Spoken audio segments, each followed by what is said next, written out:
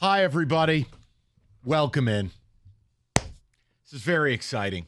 We actually have a lot of good stuff today. Lions a couple different ways. Got a Tigers thing for you.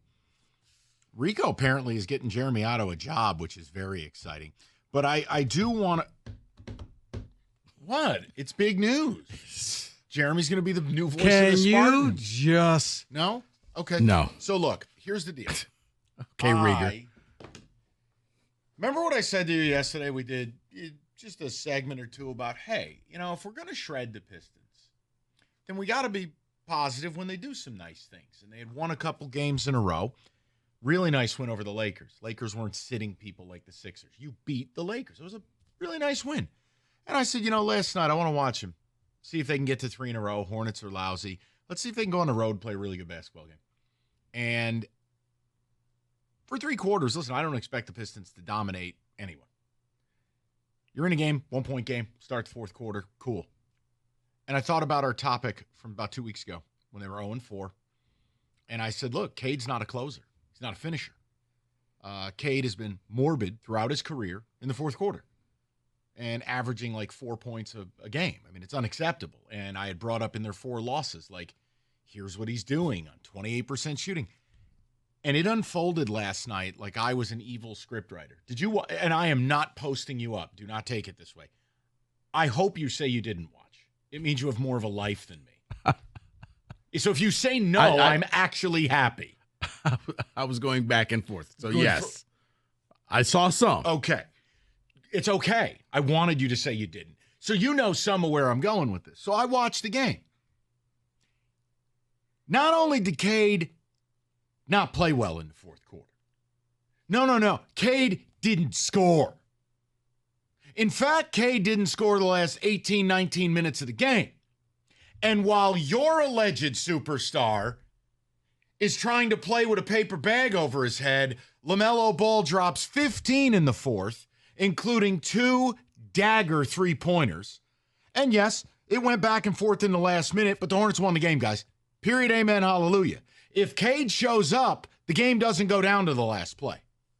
0 points for your star, 15 for theirs. 0 threes for your star, 5 for theirs. But, I know.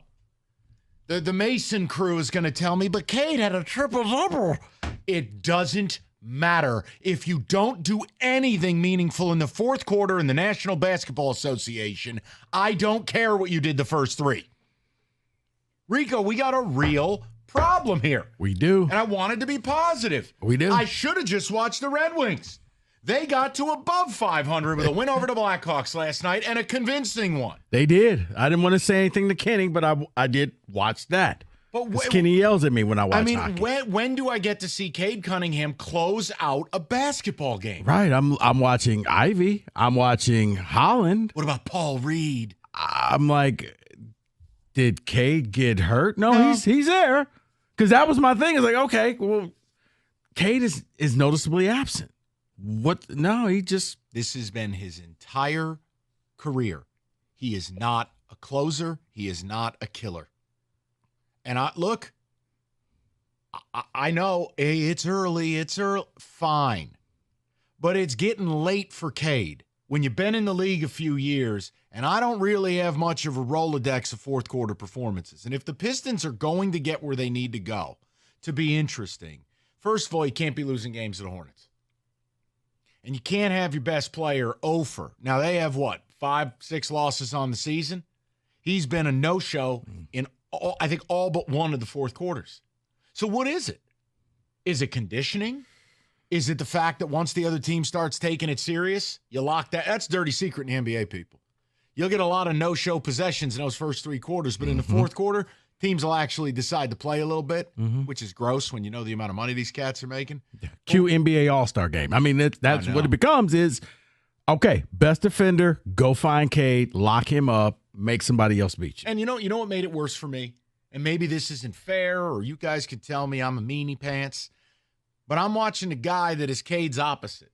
The max player on the other team at the same position, he drops 15 and carries his team to a win. Your guy is basically in a casket again. David, you watch this game? Yes, I did. Where am I off base? You're not off base. And let me add something to it here because with just under 4 minutes to go in the game, the Pistons were up 2 points, and Cade turns the ball over. He only has 2 the whole game. I believe both of them were in the second half, which is a problem in itself. But when you're up 2 and you're supposed to be the guy, and the turnover was horrible, by the way. I don't want to dive deep, but it was a bad turnover, and then everything just went downhill from there because of what you're doing. You're not adding, you're not scoring, you're not nothing was being added by Cade in the fourth quarter. No, and what you do in the first half doesn't mean anything. You're paid in this league to close games out. I mean, guys, here, I'll take it to my own team. For years, I've talked about it. Jason Tatum was not a closer. Jason Tatum would shrivel in some big moments. Jason Tatum needed to carry a team to a championship. He needed to win playoff games in the fourth quarter on his back. Now, it's a totally different level of basketball, but the principle's the principle. And if Cade is going to be a max player here, and I'm supposed to sit here and be like, well, we got our superstar, we got to build this thing around him, then you've got to play winning basketball in the last 12 minutes on a nightly basis, and he never does it. Last night is just the latest and greatest example. I'm growing impatient. And that's the problem. It's not an aberration. It wasn't just one night off. He's just not good in the fourth quarter. He's not a money time player. And some guys either have it or they don't. And when it comes down to it, maybe this is where Ivy's role is going to be with the Pistons. Maybe he has to step up and become the fourth quarter player who can hit the big shot, who can knock down the big three. Because if you keep waiting on Cade, you can keep waiting. Here's Cade in the fourth quarter of this season, just for fun, averaging a robust 3.9 points a game on 32% shooting. And he has not made a three in the fourth quarter. Oh, by the way, in 2024, your lead scorer can't go over from three-point land while the other guy knocks down 5 of them. You're a minus 15 man on man. I would love to know where people are at. I understand it's beautiful outside and everyone is in this wondrous state of ecstasy with the Lions, and rightfully so. But guys, we're not just going to ignore everything all the time. I brought it up yesterday, and it's almost like the scriptwriters decided, well, let's give Mike something to be upset about. If Cade does anything in that fourth quarter, you win the game. But he doesn't, and maybe he just can't. But I was very frustrated. That's a game you can't lose. Well, here's the problem that I have. And yes, I'm going to do hindsight here. I know good and well we all wanted Cade when that draft came up. But just looking at the first 8 picks and what these players are doing to impact their team and winning, Jalen Green went to Houston. They look pretty good, and he's a part of that. Evan Mobley took his team to the playoffs. He's a big part of that. Scotty Barnes for the Raptors, Jalen Suggs, Josh Giddey, Jonathan Kuminga, Franz Wagner, all of them are a part of what their team is doing and trying to make the playoffs and trying to win. And yet we have Cade. And yes, I was excited to get him when we got him. But when you're not impacting the game when the game needs you, that's a problem. David, it is. And I'm going to keep saying, I just don't think he's that money guy. He is the first 3 quarters guy. He is I got a triple-double, but Cade, you didn't score in the final 19 minutes and 21 seconds. Can I offer what I think part of it is? You guys can tell me if this is cheap or if it's lazy or if I'm off base. I don't think he's in good condition. I don't know that he's conditioned to play the 48 minutes you need. I don't know if his body's in the right place. Look, man, it's hard. I'm not telling you what these guys do is easy. But when your life is your body and your body is your life, I don't want to hear the excuse. I don't feel like Cade has anything left in the fourth quarter. He sure as hell doesn't look athletic out there. Doesn't look explosive. Can't clear. Can't get by his man. Everything last night he tried to throw up was with the dude right in front of his face because he can't get by nobody. And if you can't shoot the 3, especially in the fourth quarter, that means your legs are gone.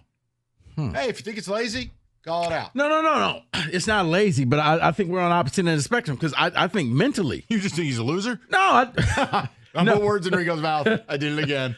I think mentally he's not ready for the fourth quarter. Mentally, he's not ready to put the team on his back, and he would like to, but it you know what? How about this, Mike? Maybe both things can be true. True, and he had the one eruption versus the Nets, right? He has the big fourth quarter against the Brooklyn Nets, which are the Flint Tropics. Every other game, all other 8 games this season, it has been a gigantic nothing burger. Right, where mentally Okay, are you just going to let me hit this uncontested shot? No, Cade. I'm going to actually guard you. I don't have any moves in the fourth quarter. We know that, Cade. That's why we put our best defender on you to make sure you don't. Congratulations. You scored 12 points in the opening quarter. And then what? Because at money time, nothing. I'm sensitive to it because, truthfully, LaMelo Ball went off in the fourth quarter. A couple of those triples late, daggers. I mean, one of them was from 30 feet. Can't happen.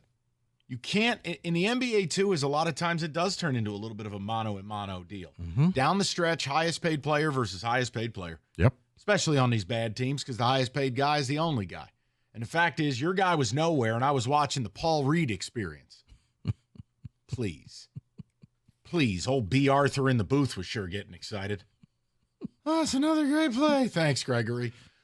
David, what do you got for me? Give me something on Ticket Text. Let me know people are alive. Can't be Lions 24/7, people. Come on now, David. I'm more in the Ivy camp than Cade. Cade is not Batman. He's more of a Robin. Great skill set. English, but do you speak have the mindset. Inexcusable performances late in games. Got to try something else. What are you going to try, though? Listen, Bickerstaff's doing the best he can, having 90% of the minutes go with at least one of them on the floor. What am I going to try? You can't take a guy making north of $200 million on an extension off the floor in the fourth quarter. If you're doing that, you've already lost. So I don't know what else you can do. Clear for 2+ years that Cade is not in the upper echelon of the NBA, should never have been signed to a high-price, long-term contract. Yeah. Yeah, you were kind of stuck, though. Either you make the trade and move him around. I'll tell you right now, he'd be wonderful as the number 2. Like, for instance, if I could put Cade in any situation in basketball, I'd put him in San Antonio. He could be Robin to Wemby's Batman. Mm-hmm. And I think the mismatches you would create, the two-man game they could run, the pick and roll they could run, I am just, the more this goes on, the less faith I have that he's going to be a lead dog in this league. Now, hey, he's got 70 games to prove us wrong? But it's just on every time I tune into this and this team's in a game, he's nowhere in the fourth quarter. It's not good enough. Yeah, but history shows he's not going to prove us wrong. All right. He's just Rico says it's over. I mean, no, this is one where maybe this is where Ivy takes over. Cade, you can have the first 3. I'm going to take the fourth. I'm going to try to do something because, yeah, I mean, when he goes out there and has a big fourth quarter, that's the anomaly. That's a problem. You know Paul Reed's nickname? What? B-Ball Paul. Okay.